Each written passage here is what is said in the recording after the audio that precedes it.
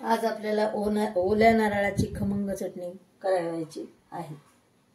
महाराष्ट्रीयन जेवणात बरेच पदार्थ असतात, त्यामुळे जेवणास लज्जत येते, परंतु यात तोंडी लावणे असल्यास अजून रंगत येते।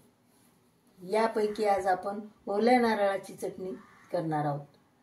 त्यासाठी लागणारे साहित्य, हे ओलं नारळ जे आहे ते आपण फोडलंय आणि स्वच्छ करून घेतलाय, त्याचे तुकडे करून घेतलेले आहेत। हे त्याच्यासाठी लागणारे शेंगदाणे, लसूण, तिखट, मीठ आणि जिरं। तर आपण हे सगळं मिक्सर मध्ये टाकणार आहोत। भांड्यामध्ये टाकू आधी मिक्सरच्या।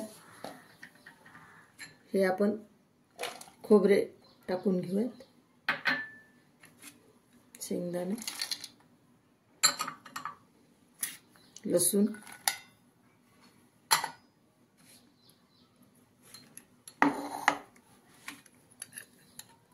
जिरे टाकू आपण 2 टेबलस्पून,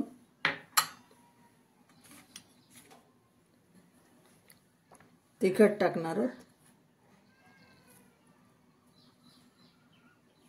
भरून भरून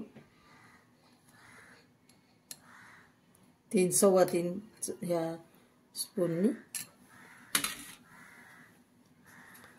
हाच स्पूननी मीठ, अर्धा थोडंसं वर पाऊण चमचा। आता आपण हे मिक्सरला लावून घेऊ। आपण हे सगळं भांड्यामध्ये टाकून मिक्सर मधून काढलेलं आहे। 10-15 मिनिटे याला फिरवून घ्यायचं चांगलं, मध्यम ह्याच्यावर, थोडं मोठ्या ह्याच्यावर, थोडं लहान ह्याच्यावर करून, असा मोठा थोडंसं मोठा भरडा यावा, थोडं रवाळ यावं, मोठं रवाळ, अशी मोठी छान लागते चटणी। तुम्ही पाहू शकता किती छान झालेली आहे, कलर किती छान आलेला आहे चटणीला, खूपच छान झालेली आहे।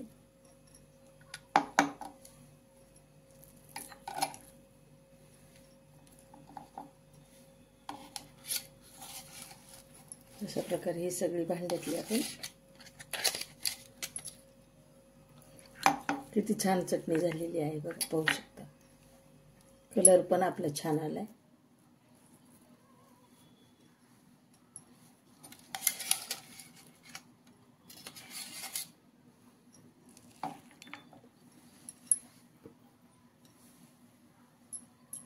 अशा प्रकारे हे आपली झाली खमंग ओल्या नारळाची चटणी तयार झालेली आहे।